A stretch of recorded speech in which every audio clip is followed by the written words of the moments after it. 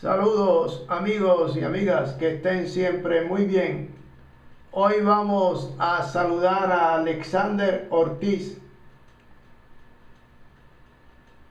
a Sopla Monda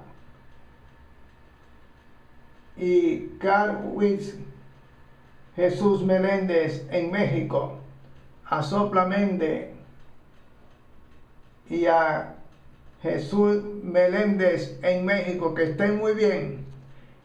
Hoy vamos a comentar un poco los sonidos. Hoy vamos a ver el sonido del águila. Lo vamos a ver varias veces, el sonido de un gran águila, unos 3-4 veces. Y después Mario Clemente va a hacer también el sonido del águila con el teclado. Entonces vamos aquí entonces a ver entonces al águila.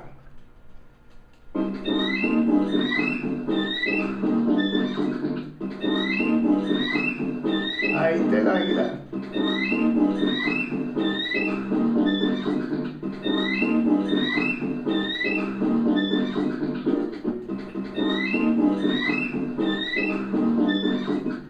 Ok, entonces vamos ahora entonces aquí a buscar el teclado.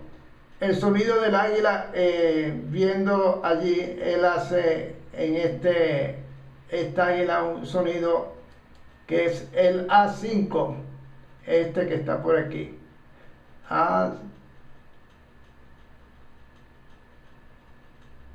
Ya vamos a ver. Tenemos aquí el A5. Ese es el sonido que está haciendo el águila, entonces vamos a hacerlo.